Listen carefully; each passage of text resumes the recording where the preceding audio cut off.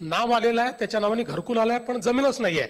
ज्याच्याकडे घर नाही आणि ज्याच्याकडे जागाही नाही असा जो आपला लाभार्थी असेल, त्यामुळे लोकांच्या घराकरता जर आपल्याला 2 पैसे द्यावे लागले तर मागे पुढे पाण्याचं कारणच नाही आहे.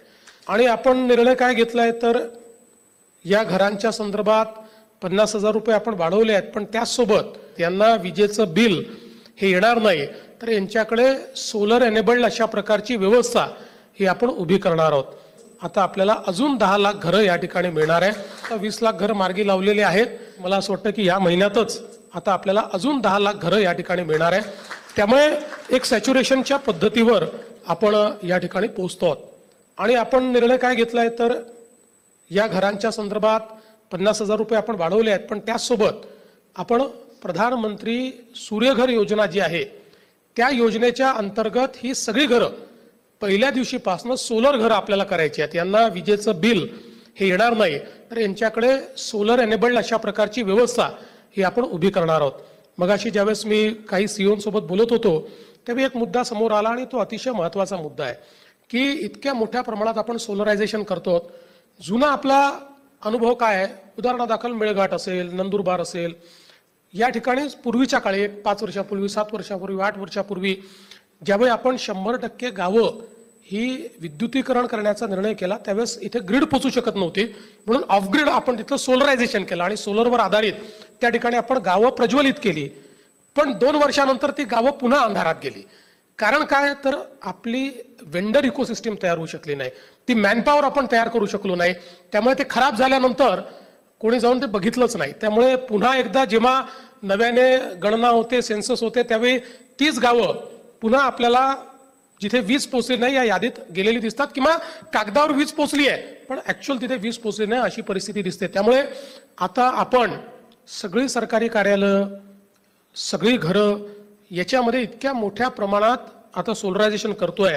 तर माझी सगळ्या सीओजला ही विनंती असेल की अशा प्रकारची जी आपली कामं आहेत याच्याकरता एक वेंडर बेस आणि मॅनपॉवर कसं तयार होईल याकरता वेगवेगळ्या विभागांचं कॉन्व्हर्जन्स करून स्किल डेव्हलपमेंटच्या माध्यमातून ट्रेनिंग देणं, त्याच्याकरता टूल्स उपलब्ध करून देणं, त्याच्याकरता वेंडर्स उभे करणं, त्याच्याकरता मार्ट उभं करणं आणि त्याच्यासोबत त्याच्याकरता आपल्याच योजनांमधनं इतके आपण महामंडळं चालवतो, इतक्या योजना चालवतो, त्यातनं कर्ज देखील उपलब्ध करून देणं, जेणेकरून एक कंप्लीट इकोसिस्टीम उभी राहील. अन्यथा आता आपण सोलर फिट करून टाकले आणि छोट्या छोट्या गोष्टींकरता त्याच्यानंतर जर तिथे इकोसिस्टीमच नसेल तर तो फॉल्ट असेल, त्याचं रेग्युलर मेंटेनन्स असतं, अगदी छोट्या छोट्या मेंटेनन्सच्या गोष्टी सोलारमध्ये कराव्या लागतात, ती करण्याची व्यवस्था नसेल तर हा सगळा जी इन्व्हेस्टमेंट आहे ही इन्व्हेस्टमेंट आपली वाया जाईल. त्यामुळे त्या दृष्टीनं एक असा वेंडर बेस आणि त्यातनं किती मोठ्या प्रमाणात, म्हणजे आपण बघा की हर घर शौचालय हा कार्यक्रम जेव्हा आला, या कार्यक्रमाने लोकांना केवळ शौचालय नाही दिलं तर एक मोठी वेंडर इकोसिस्टीम तयार केली, कित्येक लोकांच्या हाताला काम मिळालं, त्यातनं एक प्रकारे ग्रामीण अर्थव्यवस्थेमध्ये एक नवीन अशा प्रकारची रोजगाराची संधी तयार झाली.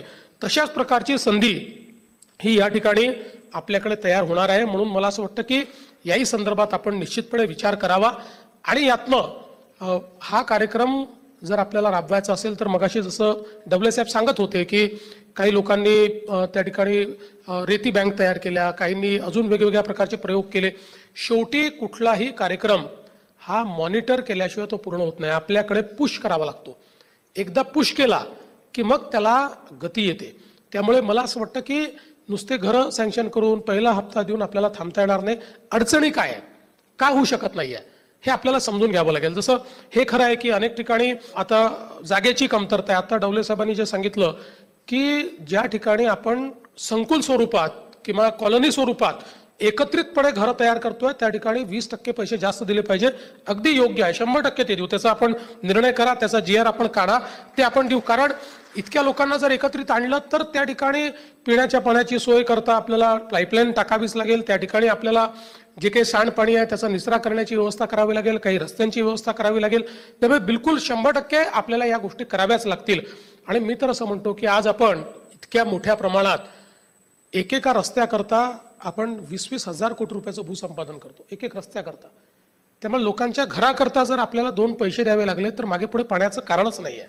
त्यामुळे मी तर असं म्हणेन की एक हा बिलकुल मिशन मोडवर घ्या की आपल्याला ज्याच्याकडे घर नाही आणि ज्याच्याकडे जागाही नाही अशा जो आपला लाभार्थी असेल की नाव आलेलं आहे, त्याच्या नावाने घरकुल आलं आहे पण जमीनच नाहीये, अशा जो कॅटेगरी असेल याला जमीन द्यायचीच. त्याकरता गायरान असेल तर गायरान देऊ, त्याच्यामध्ये हद्दवाढ करून आपल्याला जर गावठाण वाढ करून देता येत असेल तर गावठाण वाढ करून देऊ.